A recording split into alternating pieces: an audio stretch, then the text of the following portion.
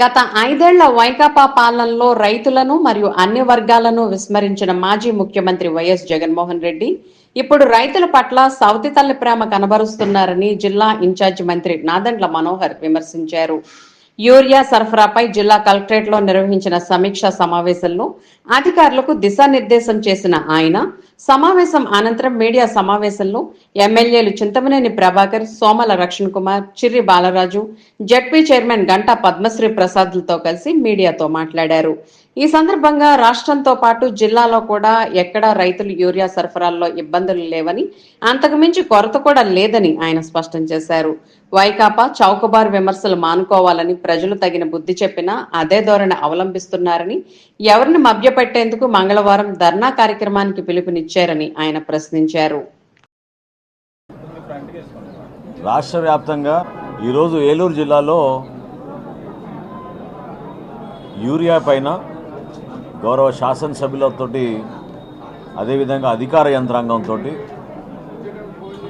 వాస్తవాలు తెలుసుకోవడమే కాకుండా రైతుకి ఏ విధంగా మేము మేలు చేయాలో కూటమి ప్రభుత్వంగా మాకున్న బాధ్యతని చాలా లోతుగా సమీక్షించుకున్నాం. ఇదొక చిన్న ఉదాహరణ. ఎందుకంటే కేవలం అబద్ధాల ద్వారా రైతుల గుండెల్లో ఒక అలజడి సృష్టించాలని దుర్మార్గమైన రాజకీయ కోణం నుంచి చూసే పార్టీ వైఎస్ఆర్సీపీ పార్టీ.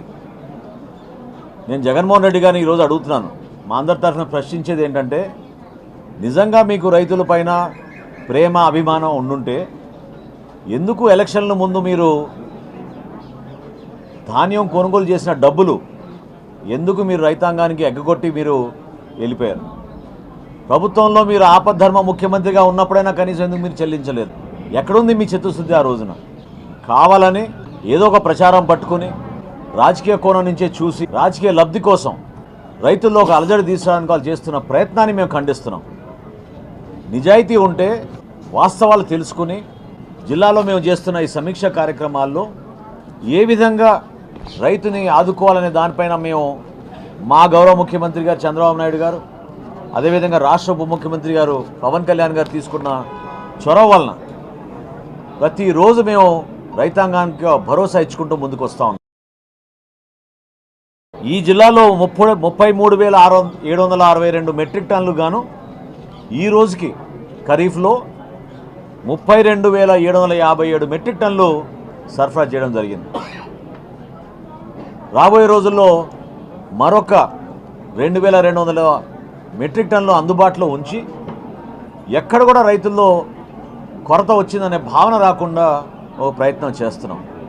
అయితే సహజంగా ఇక్కడ ఉద్యాన పంటలు ఎక్కువ ఉన్నాయి. పామాయిల్ కోసం తెలియక కొంతమంది రైతులు ఇప్పుడే యూరియా తీసుకెళ్ళడానికి కోసం చేస్తున్న ప్రయత్నాన్ని ఆ సమాచారం లోపం లేకుండా వాళ్ళలో కూడా అవగాహన పెంచే విధంగా ఒక ప్రయత్నం తప్పకుండా మేము చేస్తాం. రైతులందరినీ కూడా మేము మనస్ఫూర్తిగా కోరుతున్నాం. పత్తి రైతులు కానివ్వండి, మిర్చి రైతులు కానివ్వండి, ఎవ్వరు కూడా మీరు ఆందోళన చెందవసరం లేదు. వారి పిలుపు మేరకు రేపేదో అధికారులని ఇబ్బంది పెట్టాలని, ఆర్డీఓ కార్యాలయాన్ని ముట్టడి చేయాలని, దేనికోసం వివరాలు తెప్పించుకోండి. గత సంవత్సరం కన్నా ఈ సంవత్సరం ఎక్కువ సరఫరా చేసాం యూరియా. అదేవిధంగా నిల్వలకు కూడా ముఖ్యమంత్రి గారు అనుక్షణం ఆయన పర్యవేక్షిస్తూ అధికారులతో మాట్లాడి, కేంద్ర ప్రభుత్వంతో మాట్లాడి ఎక్కడ కూడా కొరత లేకుండా రాష్ట్ర వ్యాప్తంగా సమర్థవంతంగా రైతుల కోసమే మా పాలన అనే విధంగా మేము ముందుకెళ్తా ఉన్నాం. సో దయచేసి ఇటువంటి రూమర్స్ నమ్మబాకండి. మీరు హడావిడిగా ఎక్కడైతే ఈ 530 పంపిణీ కేంద్రాలు ఏర్పాటు చేసామో మన ఏలూరు జిల్లాలో, అదేవిధంగా రాష్ట్ర వ్యాప్తంగా కూడా తెలియక పాపం రైతాంగం రేపటి రోజున దొరకదేమో అనే భావనతోటి కొంతవరకు అలజడి సృష్టిస్తున్నారు వీళ్ళు. అది దయచేసి అది నమ్మబాకండి. ప్రతి ఒక్కరికి చేరే విధంగా, మేలు చేసే విధంగా, రైతు ఆదాయం పెంచే విధంగా మా ప్రభుత్వం ఎప్పుడు మీకు అండగా నిలబడుతుందని ఈ సందర్భంగా తెలుపుతున్నాం.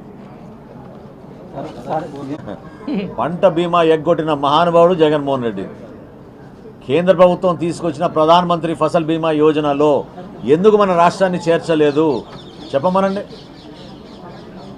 ఆ బీమా యోజన పథకాన్ని వీళ్ళు పూర్తి స్థాయిలో దారి మళ్లించి సొంతంగా వీళ్ళు ఒక వ్యవస్థను ఇక్కడ ఏర్పాటు చేద్దామని దుర్మార్గమైన ఆలోచనతోటి రైతాంగానికి ఇబ్బంది పెట్టారు. మా కూటమి ప్రభుత్వం వచ్చినాక గ్రూప్ ఆఫ్ మినిస్టర్స్ ఏర్పాటు చేశారు గౌరవ ముఖ్యమంత్రి గారు. మేము ఆల్రెడీ కొన్ని సమీక్షా సమావేశాలు ఏర్పాటు చేసాం. త్వరలోనే రిపోర్ట్ ఇస్తాం. ఖచ్చితంగా రైతుకి క్రాప్ ఇన్సూరెన్స్ విషయంలో గతంలో ఎప్పుడు లేని విధంగా మా ప్రభుత్వం చక్కటి నిర్ణయం తీసుకుని ఆదుకుంటుంది. జిల్లా ఎస్పీ గారితో నేను మాట్లాడానండి. మన జిల్లాలో ఇప్పుడు వరకు 12 కేసులు నమోదైనాయి. 29 చెక్ పోస్టులు ఏర్పాటు చేశాం. ఎక్కడ కూడా కావాలని కొంతమంది దారి మళ్లించాలని ప్రయత్నం చేస్తే 6A చట్టం కింద పెట్టే కేసులు కాదు. నేను రిక్వెస్ట్ చేశాను కలెక్టర్ గారిని, ఎస్పీ గారిని చాలా ఫర్మ్గా డీల్ చేయమని, అవసరమైతే పీడీ యాక్ట్ కింద కేసులు బుక్ చేయమని చెప్పాను.